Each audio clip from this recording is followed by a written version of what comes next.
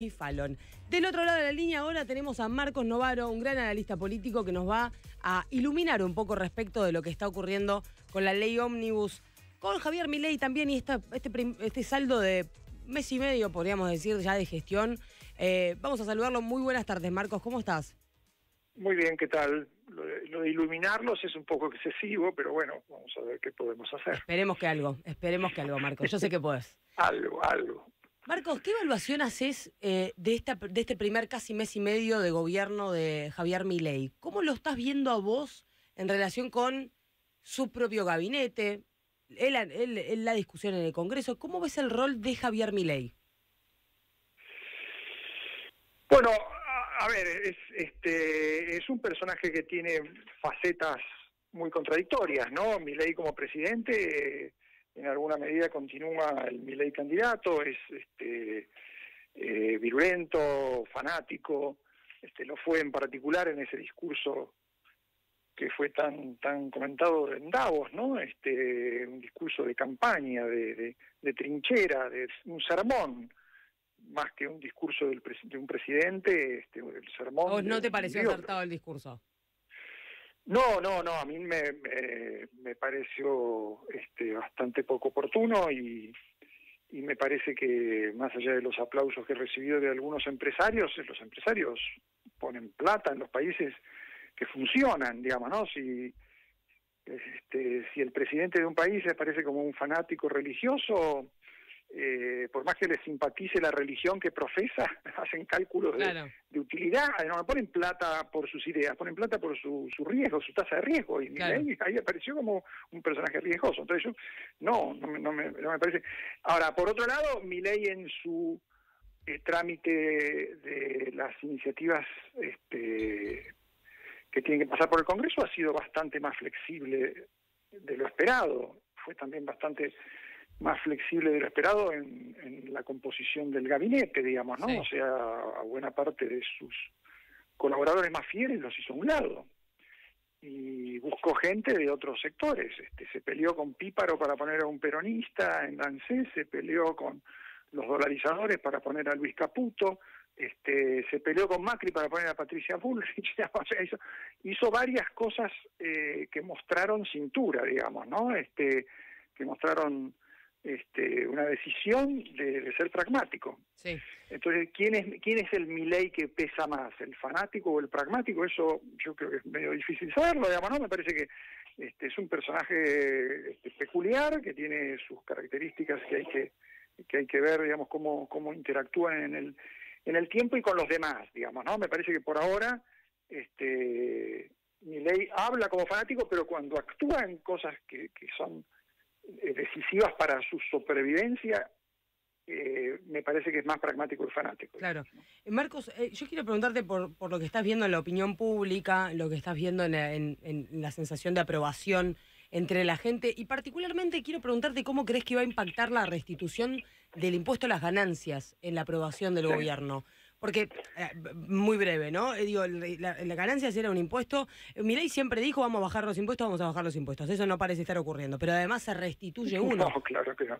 No, los impuestos los está subiendo. Exacto. Y eso tiene una lógica que es que él necesita, para frenar la inflación, fortalecer el Estado, no debilitarlo. Claro. Si la inflación es finalmente un fenómeno en el cual el Estado es incapaz de sostener sus gastos, digamos, ¿no? Entonces él está tratando de bajar algunos gastos, pero eso lleva tiempo y mientras tanto tiene que acelerar el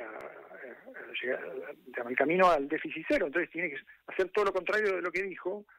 Por eso no debió ser tan ideológico en su discurso contra el Estado, porque la inflación solo se combate si vos fortaleces el Estado, digamos, ¿no? Eso lo hizo Menem, eso lo hicieron todos los países que combatieron la inflación. Fortalecieron las cuentas públicas, no las debilitaron. Sí. Ahora, el tema de ganancias es en particular problemático porque es un impuesto que es el más distributivo de todos los impuestos que tenemos. Sí, se sacó de manera súper irresponsable, por supuesto. Y se manejó de un modo terriblemente irresponsable durante muchos años, se lo ha destruido como impuesto porque no se actualizan bien las escalas, porque la gente no paga lo mismo en distintos tipos de actividades, porque no se tiene que llamar impuesto a las ganancias porque no lo es un impuesto a los ingresos. Entonces hay que diferenciar el impuesto a las ganancias, que sí se aplica solo a las empresas, del impuesto a los ingresos, que se aplica a todo el mundo, en todos los lugares del planeta, en todos los países civilizados. Es el impuesto mejor considerado, incluso uno de los impuestos mejor considerados. En muchos países sí, digamos, ¿no? Porque, bueno, es razonable que, digamos, que paguen más los que ganan más, claro. Más allá de si eso es ganancia o no, si eso lo acumula. La ganancia es si lo acumula a la persona, es cierto, el ahorro es otra cosa, pero digamos, un impuesto a los ingresos tiene que existir. Ahora le van a cambiar el nombre, le van a poner finalmente ingresos personales, y van a tratar, me parece, de mejorar su imagen pública. Lo que pasa que todo esto después de que el propio Milei colaboró. ¿Pero puede impactar negativamente la restitución?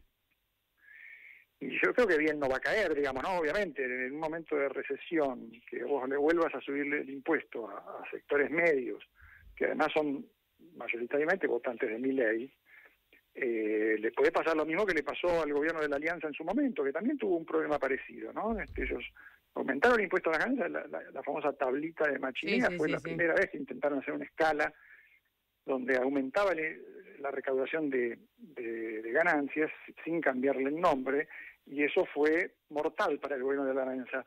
El periodismo, las clases medias, mucha gente se enojó muchísimo con Machinea, que no pudo explicar bien por qué hacían eso, por qué las alternativas eran peores, y terminó, eso fue un enorme fracaso político para la Alianza. No es que fue el motivo de su caída, digamos, ¿no? Pero sería bueno que Milei se acuerde un poco de lo que pasó en 2000, cuando se discutió eso, porque fue una experiencia política muy nefasta. Él cree ahora que la culpa se la van a poder cargar a los gobernadores, ¿no? Entonces va a decir, bueno, esto lo hacemos porque los gobernadores me apretaron. No es un buen argumento, Sí, no veo que esté muy instalado esto tampoco. Y no, porque Milei se tiene que hacer cargo del proyecto. Porque además está entre la espada y la pared, de alguna manera. Si los gobernadores te apretaron es porque no tenés suficiente poder.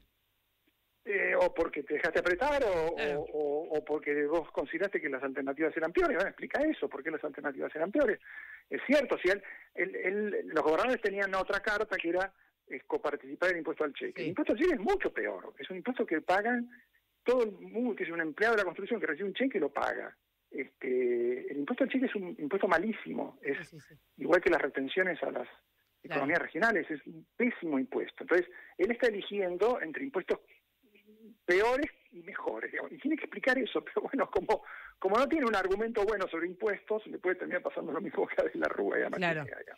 Marcos, te quiero preguntar, ahora quiero ir un poco al Congreso, pero antes te quiero preguntar cómo evaluás entonces la imagen pública de Milei en este momento. ¿Está subiendo, cayendo, se mantiene igual desde que asumió? Mirá, yo he visto algunas encuestas que dicen que está relativamente bien, pero no nada espectacular, digamos, y que hay zonas grises y zonas complicadas.